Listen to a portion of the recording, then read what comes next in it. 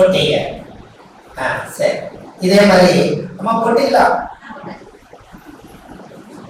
அவங்க பேர் என்னங்க? அவங்க பேர் என்னங்க? அன்பரசி அம்மா போட்டீங்களா? இப்போ 12 ராசி போட்டீங்களா? ஒரு வெத்தலையில 12 மாத்திட்டீங்க, கரெக்டா?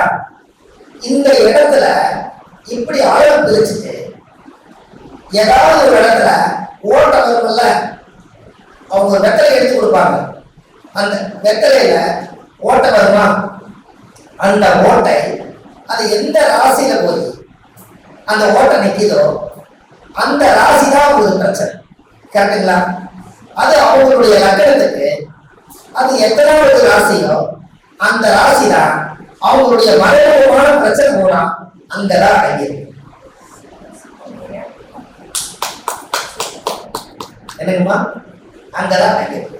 அப்போ இதுல தொடுகுறி சாஸ்திரம்னு சொல்லி ஒரு வெத்தலையில இந்த பேனாவுடைய எழுதுனா வெத்தலை கிழிஞ்சிடும். ஸ்கெட்ச் பேனா வச்சுக்கங்க, பச்சைக்கு ரோஸோ அது வேற ஏதோ வச்சுக்கங்க. அதுக்கு பேர் தொடுகுறி சாஸ்திரம்னு மேசரசல் இதே மாதிரி போட்டு வெத்தலையை கிழக்கு முகமா வச்சிருங்க. அந்த அம்மாட்ட ஸ்கெட்சை கொடுத்துருங்க. அம்மா இதுல ஒரு தொடுகுறி சாஸ்திரம், இதுல என்ன இடத்துல தொடுமான்னு சொல்லுங்க. அந்த அம்மா ஏதோ ஒரு பாவகத்தை போய் அந்த ஸ்கெட்ச் வைப்பாங்க. அந்த பாவகத்தை பிரச்சனைங்கிறத பலன் சொல்லுங்க, கரெக்டா? புரியுதுங்களாமா? புரியுதா? ஒரே ஒரு வெத்தலையில 12 ராசி அடக்கிட்டீங்களா? அப்ப 12 பாவகம் அதுல இருக்குது. இதுக்கு தாம்பூல பிரசனம்னு நீங்க பேர் வச்சுக்கலாம். தாம்பூல பிரசனம் நிறைய இருக்குது. சாப்பிட்டா ஒரு வெத்தலை ஒரு கிராமத்துல ஒரு பொட்டி கடையில 2 வெத்தலை வாங்கிட்டு வருவாங்க. இதை வச்சு நீங்க எப்படி தாம்பூல பிரசனம் பார்ப்பீங்க? இப்படி போடுங்க. இப்படி போட்டு அந்த அம்மா 6ஆம் பாவத்துல வந்து ஸ்கெட்சை வச்சதுன்னா நோயை பத்தி கேள்வி, 7ஆம் பாவத்துல வச்சா திருமண பாக்கியம் பத்தி, 9ஆம் பாவத்துல வச்சா அப்பாவை பத்தி, 10ஆம் பாவத்துல வச்சா தொழிலை பத்தி, இப்படி இதுக்கு பேரு தொடுகுறி சாஸ்திரம்னு இதுக்கு ஒரு பிரச்சனை வச்சது. இன்னையிலிருந்து உங்களுக்கு தொடுகுறி சாஸ்திரம், தாம்பூலத்துல தொடுகுறி சாஸ்திரம் இது போதுமல்ல? அது பேரு தொடுகுறி தானே? என்னங்கம்மா? என்னங்கய்யா? இந்த அண்டரசியல் என்ன வித்தியாசமா பாக்குறாங்க ஜோசியம். நீங்க என்ன ஜோசியம் சொல்ற? நம்ம ஒரு வெத்தலை வச்சு கூட சொல்லிட்டாங்கப்பா, அவங்களுக்கு வரல. அவங்களுக்கு புரியுதா? உங்களை நீங்க பலப்படுத்துறதுக்கு ஜோசியம் ஜோசியராக பாக்குறாங்க, வித்தியாசமா பார்க்கணும். நான் 1008 சோழி வச்சு பிரசனம் பார்ப்பேன். 1008 பிரசனம் வைக்கிறாங்க, 1008 படிச்சிருப்பாரு. அதனாலதான் 1008 வைக்கிறாரு. நீ சோழி வாங்கி நிறைய ஒட்டி வச்சுக்கங்க. பிரசனம் கூட இருக்குது, உங்களுக்கு என்ன பிரச்சனை? புரிஞ்சவங்களுக்கு 1008க்கு அவருக்கு பிரச்சனை இல்லை. 1008 நீங்க வருவாங்க. நான் 108 தான் இது வரைக்கும் பார்த்துருக்கிறேன். நான் 1008 பார்க்கறேன். 1008 ஜெயிச்சிருப்பேன். 1.5 கிலோ சோழி வாங்கி கொட்டி வச்சு பூஜை போடுவேன். எல்லாத்துலேயும் ஒன்னொன்று அங்கேயே கொடுத்துருங்க. 10 பேர் வந்தது என்ன பண்ணுவீங்க? 100 ரூபாய் பிரிச்சிங்கன்னா என்ன ஆகும்? 108 பிரிச்சா 10 பேருக்கு போயிருமா? அதனால 1008 நாங்கள் வச்சு 1008 படிச்சு பிரசனம் பார்த்துட்டு நீங்க சொல்லுங்க, கேட்டுக்கலாமா? ஒரு தொழிலை வந்து பலமா காமிங்க, தொழிலை பெருசா காமிங்க, மக்களுக்கு பலமான வார்த்தையும் சொல்லுங்க.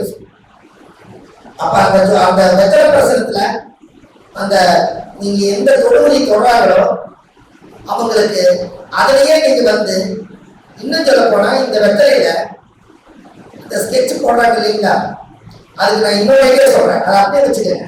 அந்த அம்மா வெத்தலையில அப்படி வச்சு மேசரசு போட்டு வச்சுக்கோங்க. லக்கணம் கண்டுபிடிக்கணும்னா அந்த அம்மாவுக்கு ஃபர்ஸ்ட் 12 பாதராசி எடுத்து போடுங்க. மேல தெரியுமில்ல, அதாவது கணக்கு ஒரு 6ஆம் நம்பர் விழுந்துச்சுன்னா கண்ணி லக்கணம் போட்டு வச்சுக்கோங்க. அந்த அம்மாவோட தொலைச்சலுங்க பிரச்சனை அதுதான். அப்ப கண்ணில இருக்கிறதுக்கு எதுவோ அதுதான் பிரச்சனை. இப்ப உங்களுக்கு புரியுதா? நீங்க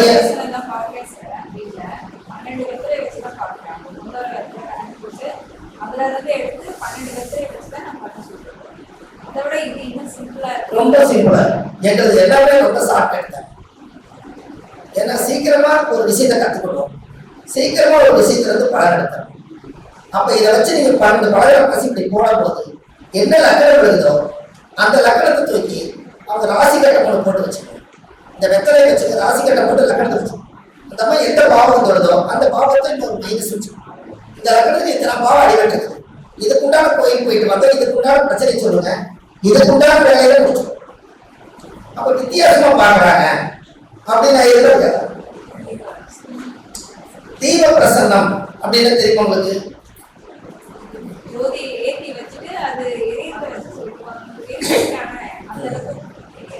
ஆதி ஜோதி பிரசன்னம் நாம வச்சுக்கணும். ஆதியில ஜோதி பிரசன்னம், ஆதி ஜோதி பிரசன்னம்.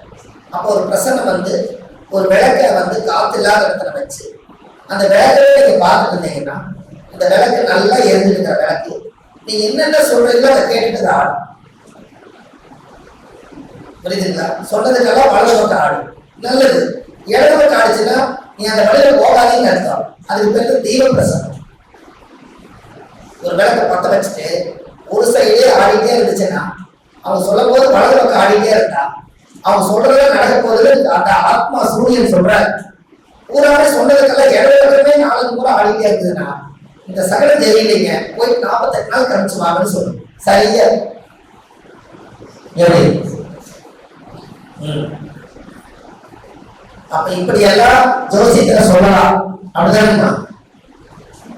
என்னங்கம்மா? நிறைய விஷயங்கள். சோழி பிரசன்னம், தாம்பூல பிரசன்னம், அஷ்டமங்கல பிரசன்னம், சோழ பிரசன்னம். சோழ பிரசன்னம் என்ன? சோழம்னா தங்கம். அந்த தங்கத்தை நீங்க எப்படி இது பண்ணீங்க?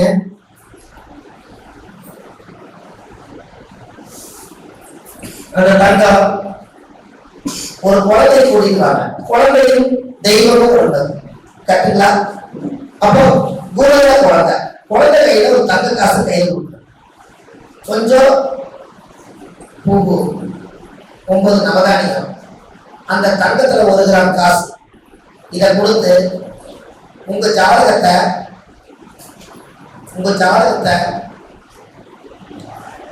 3 முறை அந்த ராசி கட்டத்தை சுத்தி வச்சிருந்த அந்த குழந்தைய, அந்த சோழனம் பூவு எல்லாம் சேர்ந்து அந்த குழந்தை எந்த ராசி கட்டத்தை கொண்டு போய் வைக்கிறதோ அதுதான் லக்கணம். தெரியாதவங்களுக்கு அந்த மாதிரி சோழன பிரசனம் தங்கம்ங்கிறது நேர்மை. அப்ப சோழன பிரசனம் அதை வச்சு வைக்க, அதை வச்சு அன்றைய கோச்சார கிரகத்தால் எழுதி இந்த லக்கணம் கண்டுபிடிக்கிறதுக்கு அந்த குழந்தைக்கு தெரியாது. அந்த தங்கத்தோட அதை வைக்கிறது பாருங்க, அது சோழன பிரசனம். குழந்தை தெய்வம் ஒண்ணு. நான் இந்த லக்கணத்துலதான் இவங்க பிறந்தாங்க சொல்லும், அங்கிருந்து நீங்க எடுத்துருக்கேன். எப்படிமா எத்தனை பிரசனங்கள் வருதுல்ல? இதெல்லாம் ஆதி காலமா இல்லையா?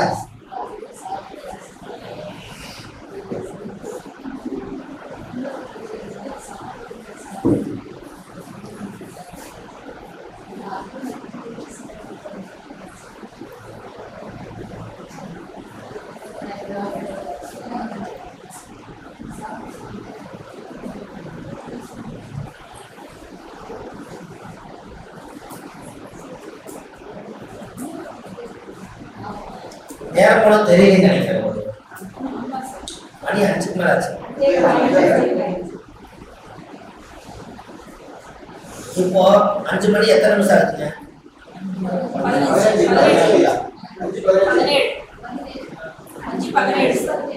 5 மணி 17 நிமிஷம்.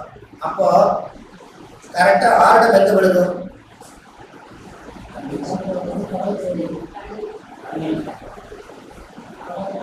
நேசத்துக்கு 1 கடகத்துல விழுகும். கரெக்டுங்களா? 17 போது எங்க விழுகும்? கடகம் விழுகும். 17 எங்க விழுகும்? 15 வரைக்கும் தானே. 15 வரைக்கும் மிதுனம், 15ல இருந்து 20 வரைக்கும் கடகம்.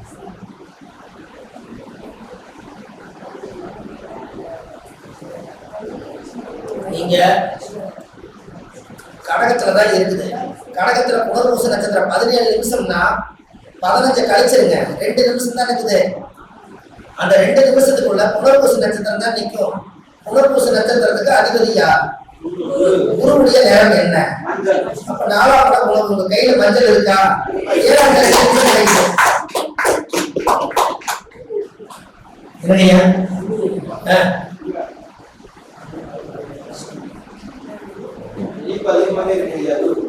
அதிகமா இருக்குது.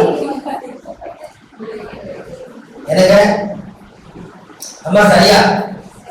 அப்ப எல்லாம் பார்க்கறது, கேட்கறது, ரசிக்கிறது, ருசிக்கிறது எல்லாமே ருசிமா. அப்ப நான் வேலையே இல்லாத போது நம்ம இதை தெளிவா செய்யப்படுங்க. கேட்டுங்களா ஐயா?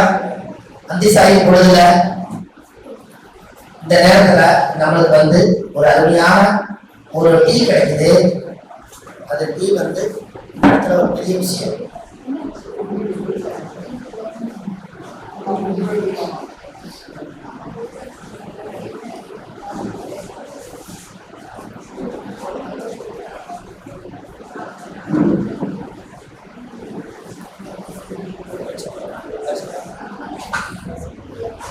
இந்த ஒரு கிளாஸ் நடக்கும்னா தெரியல, திடீர்னு ஒரு பிரேக் மாதிரி, அதாவது போற ட்ரெயினை நிறுத்தி ஏறி உட்கார மாதிரி ஐயா திடீர்னு யாராலும் சொல்லி வேகமா சொன்ன மாதிரி இவரு ஐயா என் வாய்ப்பு இருந்தா கொஞ்சம் பேசுங்களேன் அப்படின்னாரு.